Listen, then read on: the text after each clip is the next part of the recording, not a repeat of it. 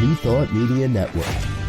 We are a global broadcast network of positive music, media, and entertainment, inspiring humanity's evolution along the journey of enlightenment and creating a world of love, peace, empowerment, and prosperity for all. New Thought Media Network. Positively inspiring.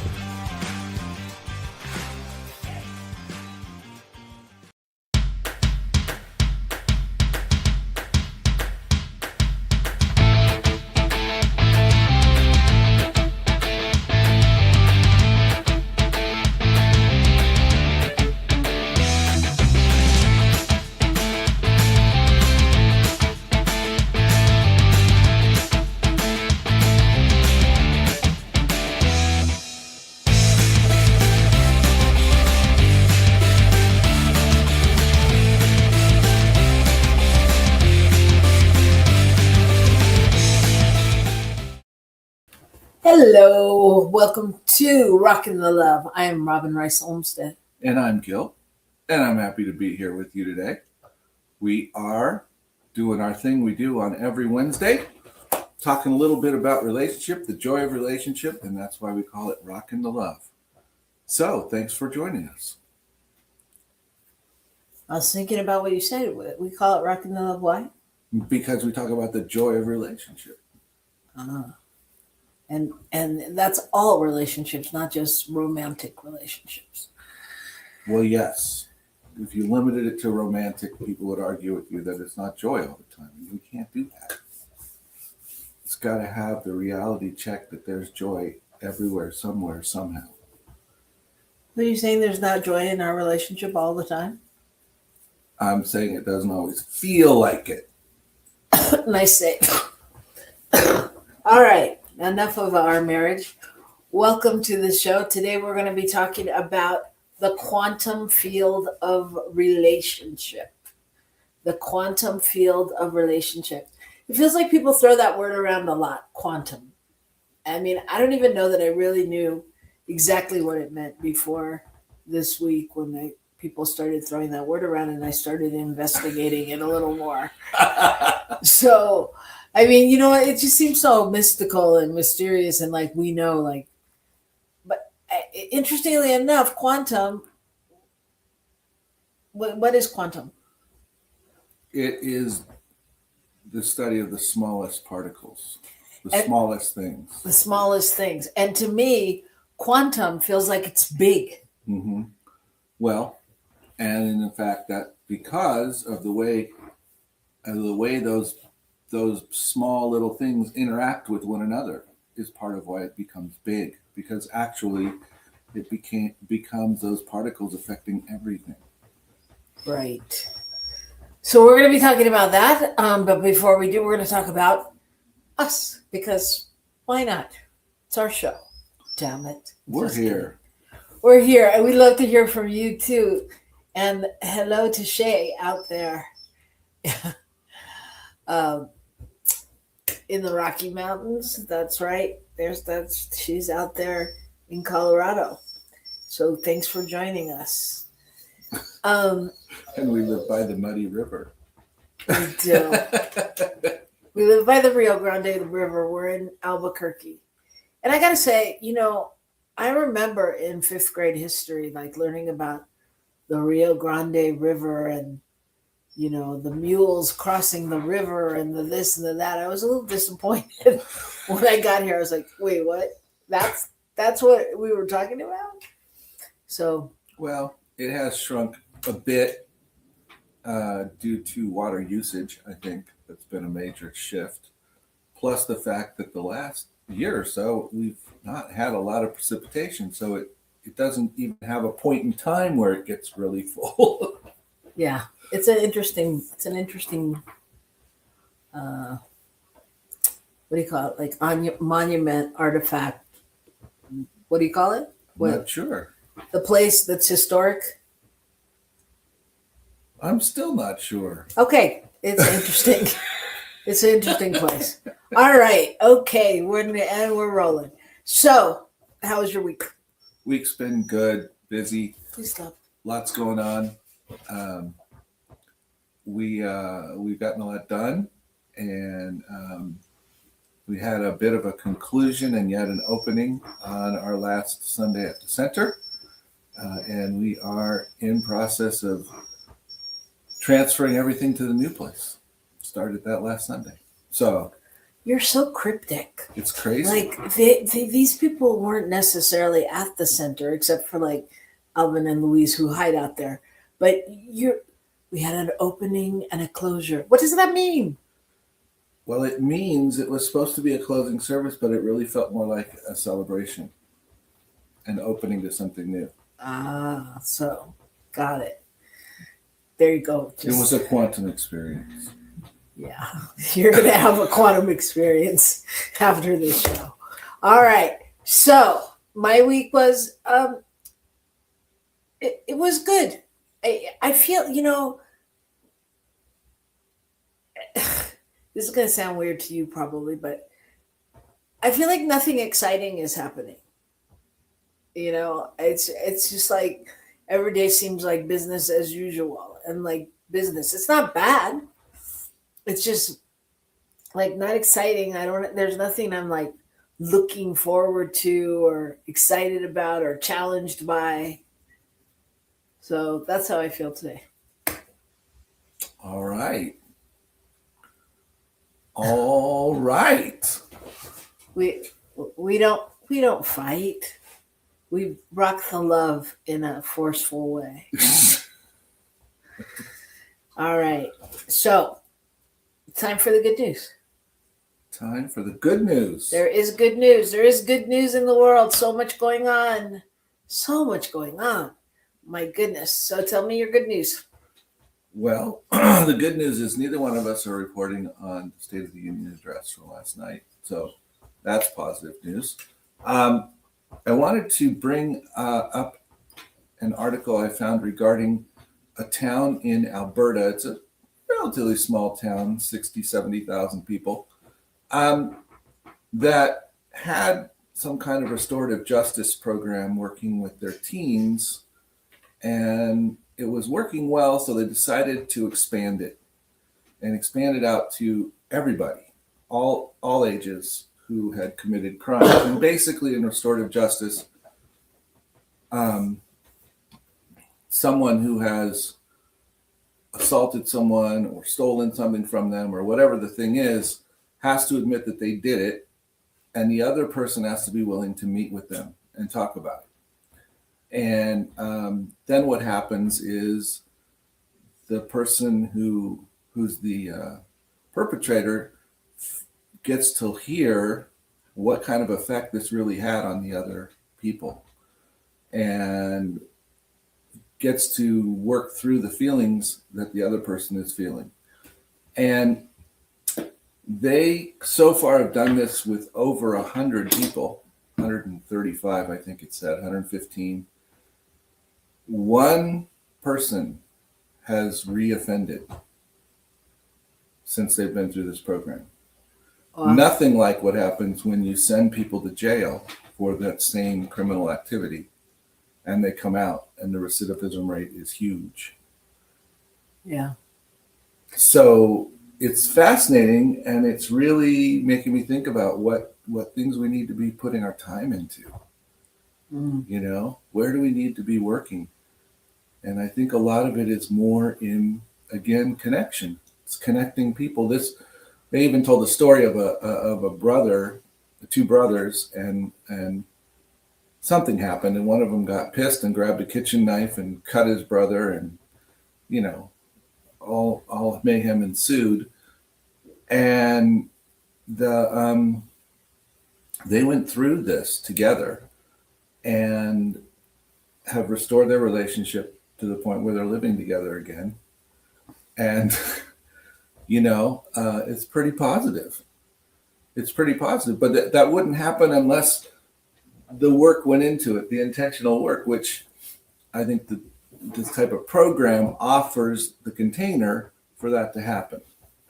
Because often we don't know, either we don't want to do it, or we don't know how to do it, or whatever it is. So anyway, I think that's super cool. I think it is super cool, and I think it speaks to what we're talking about today, the um, the quantum space in Hmm. relationships, the little things, the shifts that can take place in a program like that, as opposed to throwing someone into an institutionalized barred program. So I think there's a lot to be said about that. What did you find? Well, my story is about a man who traveled the world getting 1 million hugs, and it started after 9/11. He he had a friend that worked on the 99th floor of the World Trade Center, and his name was Kevin, and he watched the tower go down, and he knew that his friend was in there, and Kevin was someone who really made him want to be a better person, and he wanted to do something that really honored him and helped him move past the loss. So he decided 9 months after the towers fell that he would get on his bike, and he honored his life by pedaling to his hometown of Oregon from Philadelphia. So he rode his bike 4,200 miles across the country, and as he did, everywhere he stopped, wanted to talk and connect and feel safe.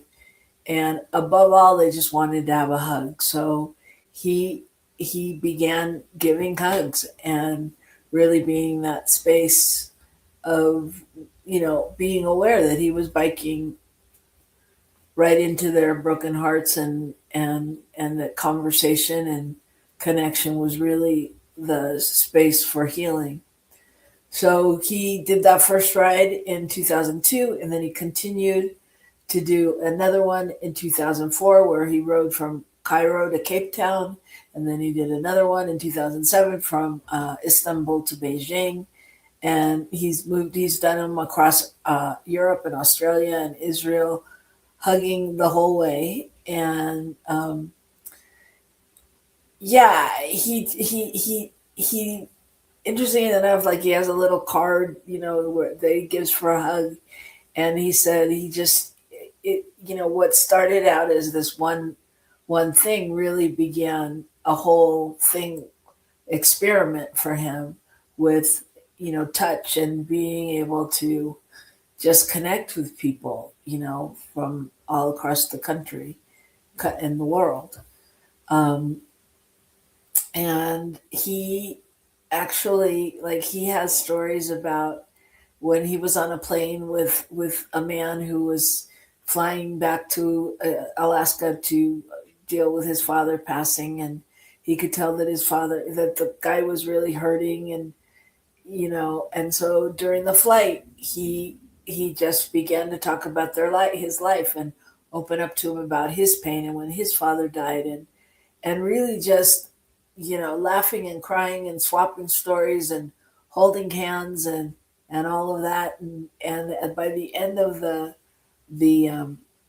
ride, he gave the guy his little hug card, and they only met that one time, but the guy continues to connect with them a couple times a year, and always lets him know that when he cleans out his wallet, he the only thing he saves is his hug card and his license and credit cards, of course, but and just how that connection made him feel.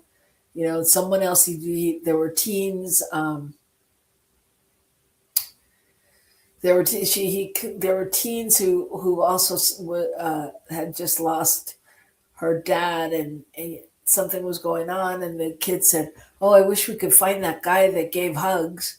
Because that was the time they needed it. And he connected with them, and he's just connected with thousands of people all over the world, and has thousands of stories, and really, like, created this practice of, like, he has what embrace stands for, and that they're really like principles to work within for connecting with people and engaging. Like, E is for engaging engaging others with open hearts. Authenticity isn't optional. People know when you're being performative versus being present. And he has a whole, list from the Embrace acronym. And it just really felt like these principles are what's needed in the world, Like imagine if we could really connect on that level with people and hear their stories instead of write their stories based on what we see, kind of thing. So so now it's been 25 years since the Twin Towers collapsed, and he continues to do this work, and All right. Very cool. Yeah, very cool. I mean, it feels timely for where we are in the world. And how often do you feel like you need a hug? Just because you turned on the news or you heard something, or I don't know. I don't know if it's a hug or sometimes I just want to pull the covers back over my head, but same cuddly feeling on some level. So that is our good news. There's people out there connecting and hugging and doing this amazing work in the world. And following what their call is, even though none of that makes any sense, particularly after the first time you did it. Why would you continue doing it? How do you do that with your life? There's a lot of questions there. And he chose to make it his mission and figured out how to do it. I don't know how he did because I didn't find any information, but he did. So there you go. He did. And you can too. So when we come back, we're going to explore the quantum field of relationships. All kinds of relationships. We're going to explore that messy, amazing space where we find out a little bit more about what that means. So join us after these words from our sponsors right back here on New Thought Media Network. Please help us say thank you to all of our organizational sponsors, including the Hepperlin Foundation, Affiliated New Thought Network, International New Thought Alliance, Science of Mind Archives and Library Foundation, Center for Spiritual Living Denver, Center for Spiritual Living Midtown, New Thought Philadelphia, Center for Spiritual Living United Life, Sunshine Cathedral, Planned Happiness Institute, Summit Center for Spiritual Living, One Heart Retreats, Universal Joy Center, Unity Kitchener, Unity Spiritual Center Ottawa, Om Center for Spiritual Living, Satya Center, Begin Within Ministries, Center for Spiritual Living North Jersey, Unity of Savannah, and the Center for Spiritual Living Seattle, as well as all of our individual donors. On behalf of New Thought Media Network, thank you, and please like, share, and subscribe. New Thought Media Network, come be you. Come expand your spiritual journey. Join us for Just the Talk, Sundays, 1 p.m. to 6 p.m. Mountain Time. Experience Unity Kitchener and Ottawa. Center for Spiritual Living Midtown, Center for Spiritual Living Denver, Unity of Garden Park, New Thought Philadelphia, the Sunshine Cathedral, Unity of Savannah, and the Om Center for Spiritual Living. Come unleash your spiritual potential with New Thought Media Network. New Thought Media Network proudly presents the Science of Mind Saturday Conversations. Learn more about the Science of Mind philosophy, faith, and way of life.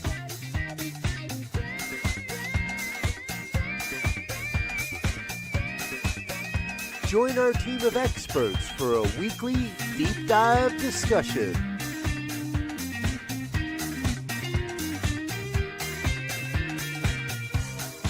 Come study the science of mind, chapter by chapter, and resources from the Science of Mind archives. Plan to join us every Saturday, 9 a.m. Mountain Time. Only on the New Thought Media Network.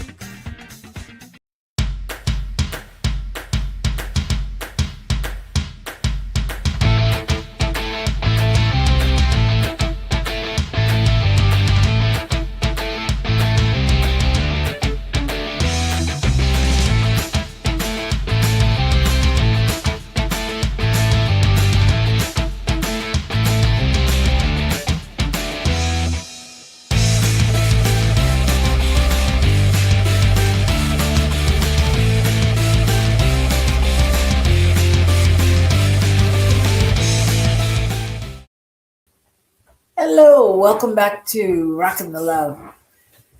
He's Gil, She's Robin. and together we are your hosts on this auspicious day where we are going to talk about the quantum field of relationship. Why is this such an auspicious day? I don't know. You don't know? It's your birthday eve. It is that. So the quantum field of relationship, what is that? I think that's the space between us. It's the energetic field, the ecosystem that we create. It's the field where emotions move and pattern shifts and connection reorganizes itself long before we ever know or speak a word about it. So how yeah. does that relate to quantum? It's a good question. What, will you tell me? Well, it's interesting because there's a whole theory, the quantum field of relationship, that posits the concepts that similar to particles, people in relationships are profoundly connected. And with that, the interconnectedness through entanglement, emotional, physical, and spiritual states are shared rather than separate. And so the idea is that once the connection is made, then when they go apart, that shared experience still exists, which is quite fascinating. Is it? Is it? Yeah, is it? I mean, like, that feels, to me, that feels like the truth of what happens in life. I mean, otherwise we wouldn't be connected to the news or to when we hear somebody say something or when we feel like something is going on in the ethers. I don't know. So I'm you just attribute asking. that to that kind of thing where there's energy flowing that you are literally aware of, even if you're not consciously aware of it. Yeah. Yeah. It is affecting you. It's having an effect on your life, your process. Yes, that is my theory. Wow.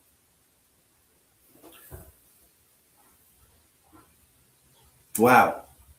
Why? Have So I thrown you for a loop? No, but in this whole concept, you have entanglement, you have wave particle duality,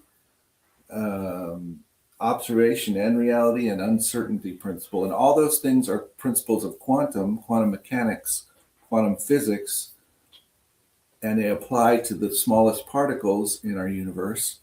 And at the same time, they apply to relationship. And fascinating that you create a shared relational experience, even though you show up as two separate entities, and then you have a shared experience which is similar to a wave because you're flowing together, and you start as two particles, two separate entities. So there's this whole walking through the process piece. And see, this is where we're different, right? Because to me, that's just a lot of words. I mean, it's true, and it's a lot of words that describe life. I mean, like for me, that's what I'm doing. I mean, like in a relationship, it's like if you're having a bad day, I share that bad day, not always by choice. Mm-hmm. Because it's out there, it's in the energetic field, it's all of those things. So the two particles join into the wave of the same experience, Right. or a complement, similar experience. And that can happen whether or not those particles are present in the same space, Correct. right? Yeah. Yeah. And so, interestingly, the idea even of people falling in love is this idea of how once a particle is connected to another particle, then when they separate, they continue to affect each other. And that's when people move into that connection with one another, then they affect each other ongoingly. And it can be for a very long time. It can, it can be, I don't know. I just find it interesting that there's that comparison.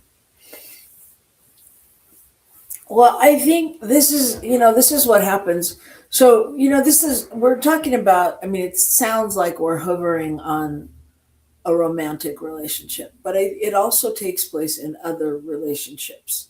It's not, it's Certainly family relationships easily. well, and work relationships. relationships. Everywhere, because it's all energy, right? And people feel things, that sometimes other people can't express, and there's the communication that's communicated in the silence. Mm-hmm. So I think in relationships, I think this is why it's so important to keep to keep to keep it a sacred and clear space, a clean space that opens us up to being open.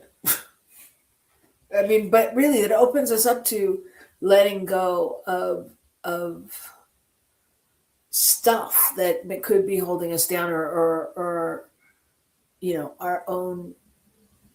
our own voices, whatever, in our heads, kind of thing. So it's like you got to keep the field clear. Well, what about this? In New Thought, in Science of Mind in particular, we talk about this idea of the overall consciousness and memory of the race or the species of humanity. And so all of the things, all the bad things, the good things, whatever have happened, are all held in this. And the beliefs that people have held become beliefs that are easily not attracted but adopted, because they're so prevalent in the mix. And I listen to this and it makes total sense, because what happens is the connection, there's always places where we connect with other people, and as those connections happen, we begin to be affected by all kinds of others' experiences, others' decisions, others' beliefs. Is that possible?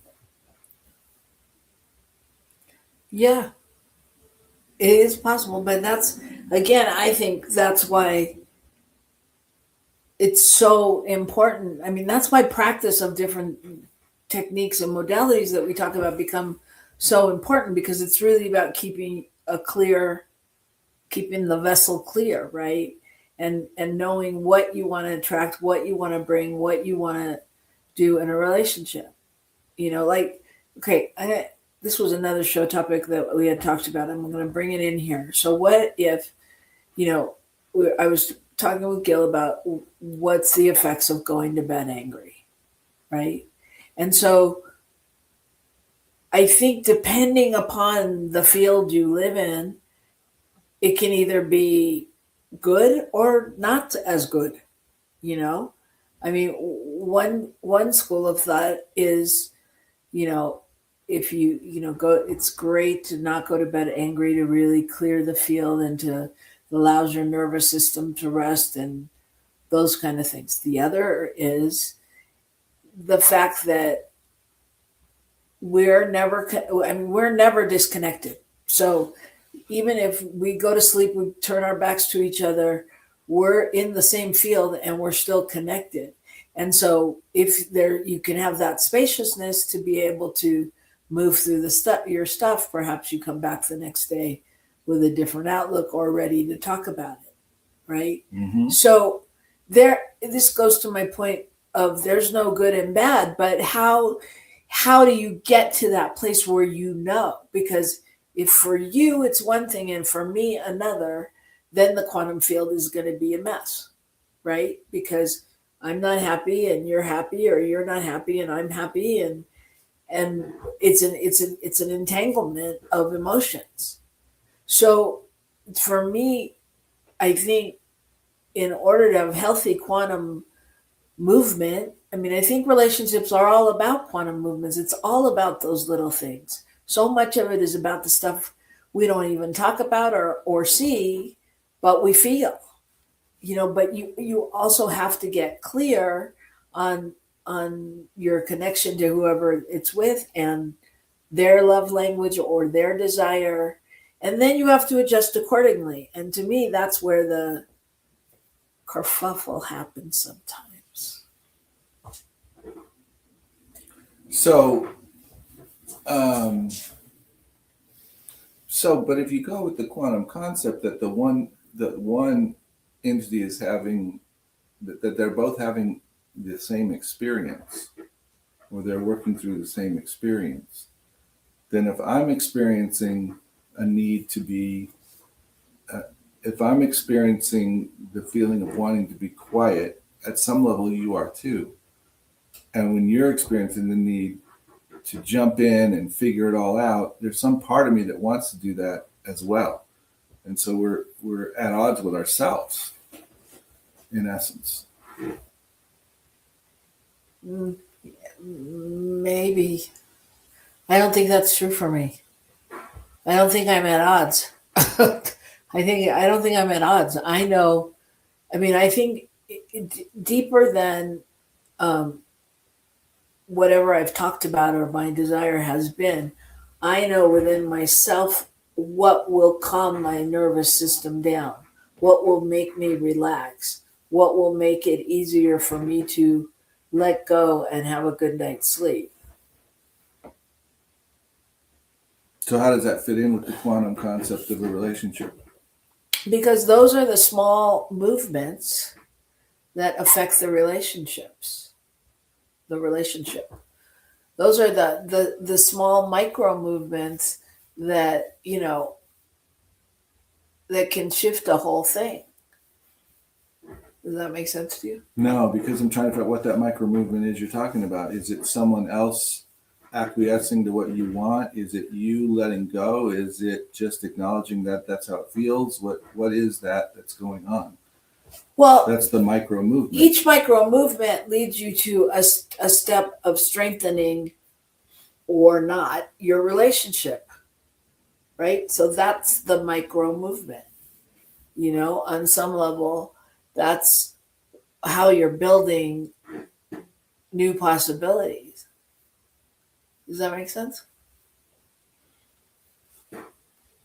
Yeah, I'm just trying to understand it in relation to the quantum concept of entanglement and you know, wave particle and some of those kinds of things. How does it relate?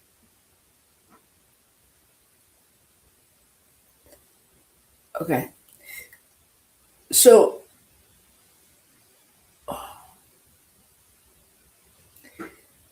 everything's about cause and effect, right? Can be.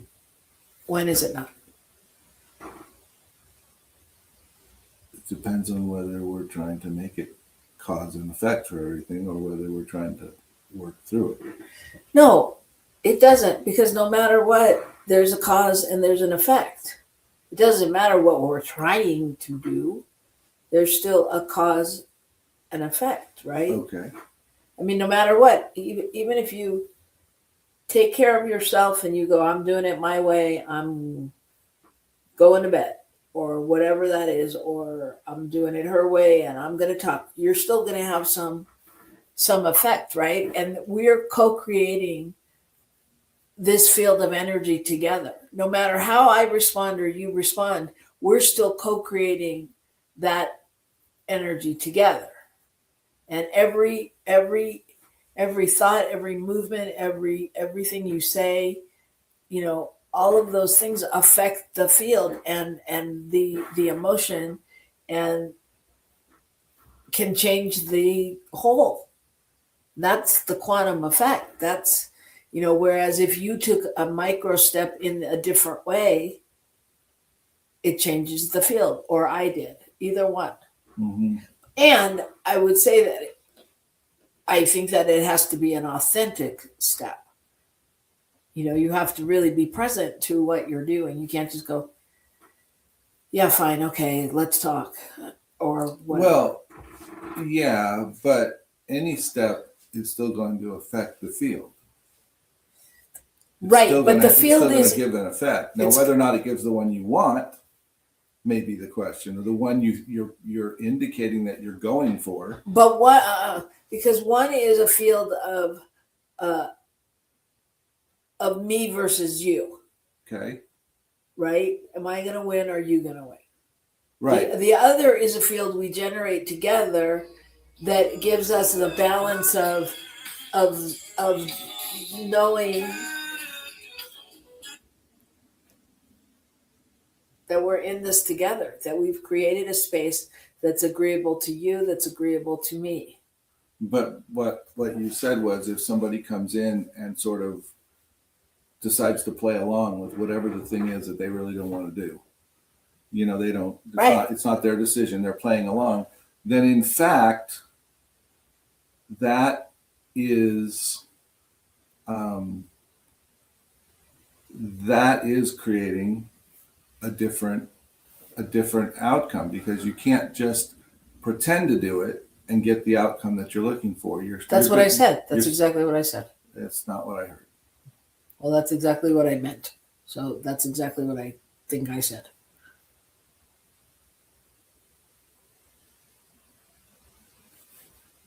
There was something else to say. No, I want to hear exactly what you're saying next. Well, I mean, so I think that's the shift, is that you, in a relationship, you have to realize that you're creating the field together. Even if we're talking about a boss and employee relationship, Mm-hmm. you're creating the field together. And so it's got to be an awareness of your thoughts and what you're thinking and how you're acting. You can't go into work, let's just say, in a pissed off mood and think that nobody's going to know you're in a pissed off mood. So where are you reacting from? What's the field you're creating? Because every thought and emotion, and even in the silence, ripples through the space. It echoes through the vibration. Yeah, I think that's accurate. And I guess the difference is not so much whether or not it's a quantum experience. It's understanding what that means, and therefore how I work within it to my advantage, if you will, to the advantage of the relationship, to the advantage of my feeling, the advantage of life, whatever it is. Because if I go in to work and I'm pissed off, and then I'm upset that I had such a bad day at work because everybody was pissy, then I'm not acknowledging. I'm not going to have a way to fix that in my life unless I acknowledge that that's part of the quantum process. Because that takes it back to, what did I walk in with? Well, yeah, and you can call it the quantum process, but I mean, that's taking responsibility for your actions. And that just speaks to everything we say about, you're the only one there. So if you're harboring this, how does that play out into the rest of the Well, into the joint field you're creating with whoever else is there. right? Yeah. Yeah. And so it's like in every moment we have the capability to be able to choose, and in order to do that, sometimes, especially in romantic, long-term relationships, you have to let go of some of the things you're holding. You know. I mean, I think we do it all the time. I think, good, bad, indifferent, it doesn't really matter. But I mean, I think, we've had to grow through different things. I've had to grow through learning how you need to process things, And does that mean it's a done deal? No, it means that I'm trying to say it without being whatever, but it means that we should always be looking for shifts and awarenesses and how we can support the field being a better place and choosing the higher possibility. I mean, I think that's the question.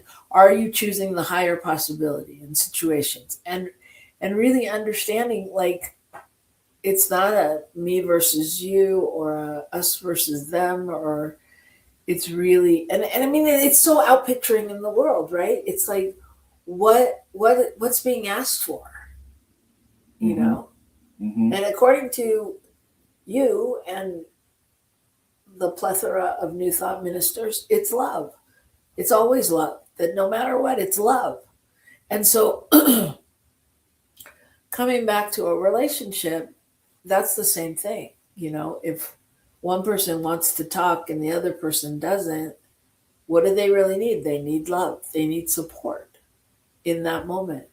Does it mean you have to talk about the exact thing that's going on? Depends on your partner, but probably not. It's more of just how do you take care of the situation. How do you show up as love in the situation? You're showing up. Are we contributing to a field that is increasing in love and harmony, or are we contributing to a field that is decreasing? Yeah. I mean, kind of that's what it comes down to. Yeah. And I'm going to share a quote. A philosopher once said, "It's necessary for the very existence of science that the same conditions always produce the same results." Well, they do not. But I think that's poignant, right? Because there's no real roadmap other than to be love. Well, but it doesn't guarantee you a result. Yeah, what that struck me is in quantum physics, finding out that what particles do can depend on who's observing them or how they're being observed, which means you don't get the exact same result. You may, it begs the question, what does it mean? What are the factors of the exact same thing to get the exact same result? Most of us would think somebody standing there with a notebook watching is not part of that equation. Doesn't matter if they're tall, short, or they're there at all. You should get the same result if all the other ingredients are there. But what this is saying, quantum is saying, is that view of science limits the reality. The reality is it's much broader. It includes all of it. Right.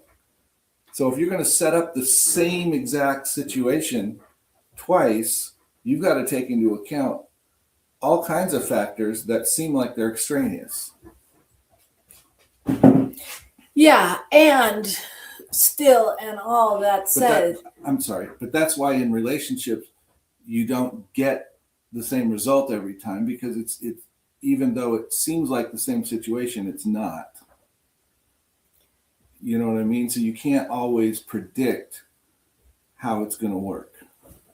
And I think that's what that guy was getting at. Right. You can't. Well, yeah, you can't count on one thing to do the same thing all the time. Is that what you're saying?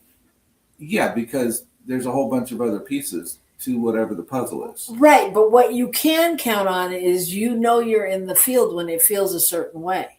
You know that like when you're in the field, or when we're in the field, like we're in sync, and we're attuned to each other's nervous systems and knowing what the person needs in order and to be able to navigate that and really be in flow, and like when we know we're speaking the same language without even knowing what's coming next. I mean, that's a whole quantum coherence of possibility, right? I mean, so that feeling. Yeah, what came to me when you said language was the concept of people who don't speak the same language and yet are communicating. Say more. Well, I mean that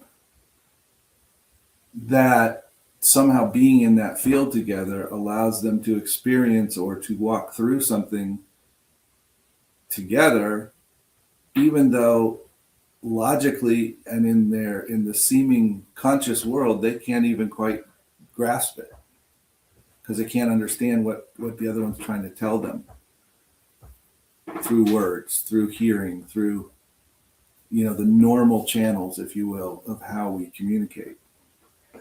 Well, but space can also be part of the quantum field. I mean, it's not just distance. It's that knowingness and that energetic that it's okay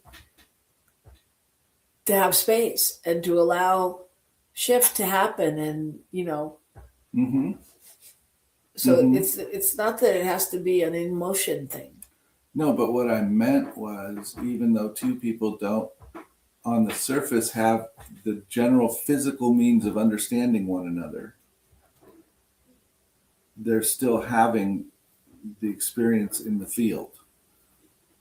And an example of that, a very poignant, obvious example of that, is someone who doesn't, two people that don't speak the same language.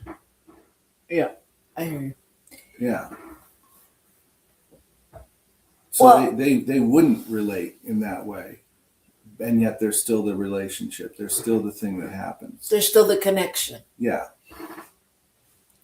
Yeah, and I think that's because the relationship is a living thing, because we're all living, breathing things, and so there is a place that we connect no matter what, no matter if it feels great, if it feels good, if it doesn't feel good, and so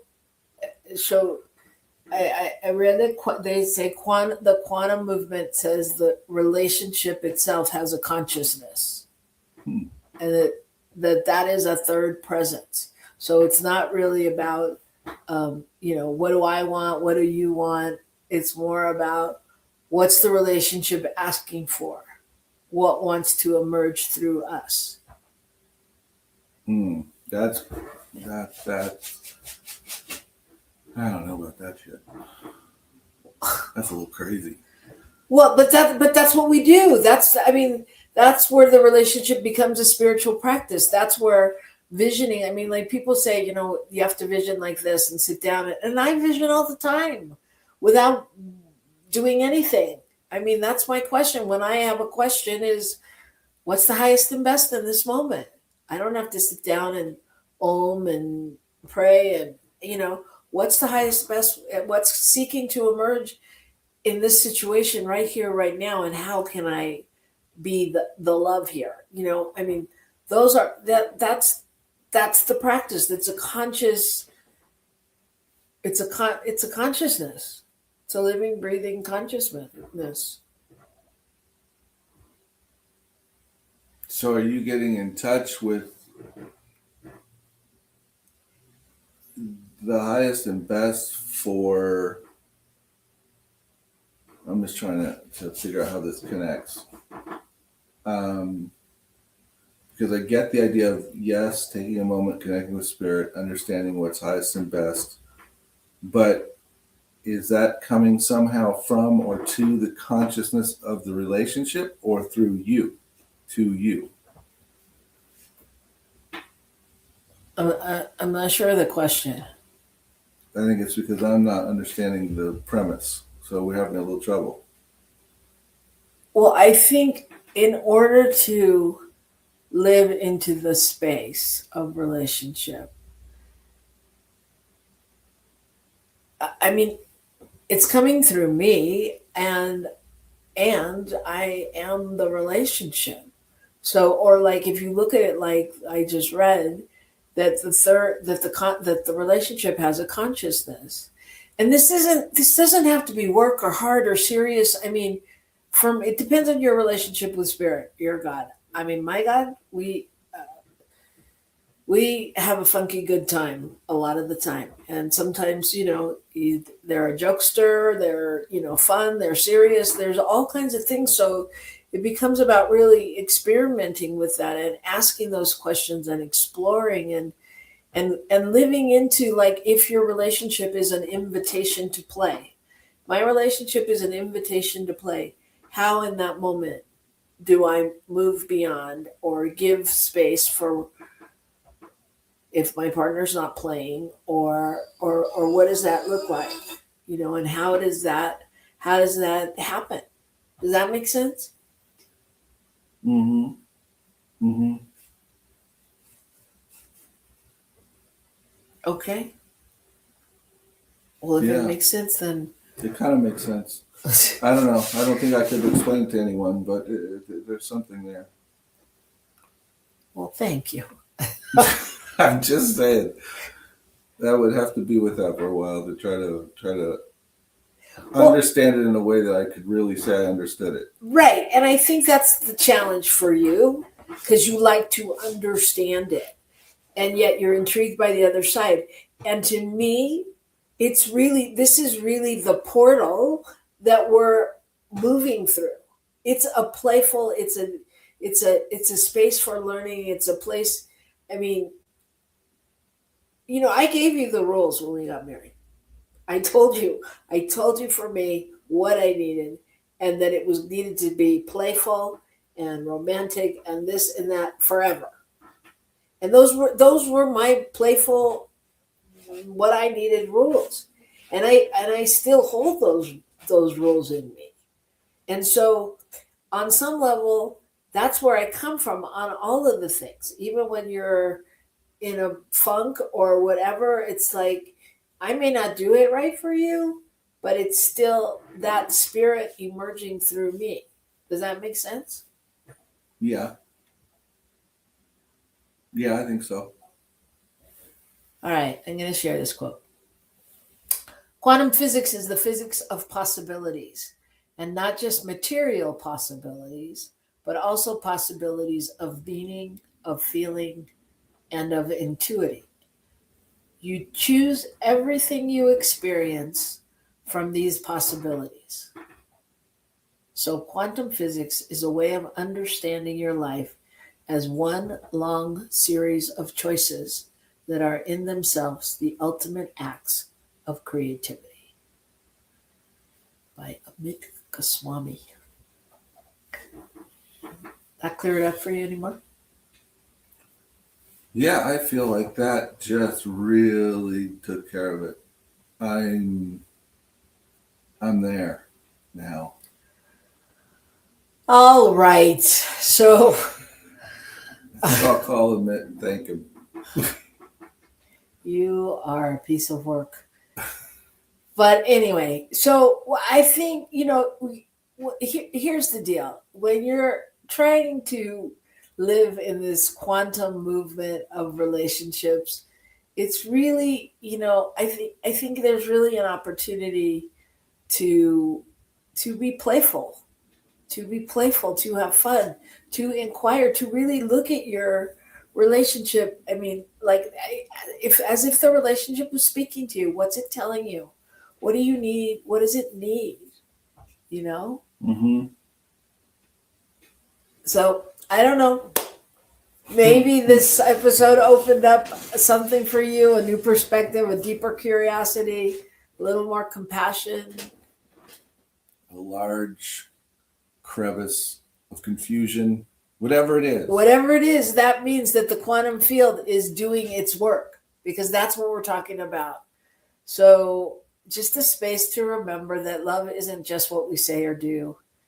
It's the energy that we bring, and it's the space we hold, and it's the field we create. And this is why we tell you every week to rock the love, y'all, because the world needs it. We are creating that field for the planet. So until next time, keep rocking the love. And we know there's a field of quantum magic that's out there grabbing you up and holding you in a big giant hug. So thanks everybody, and we'll see you next week. Rock the love, y'all. Bye now.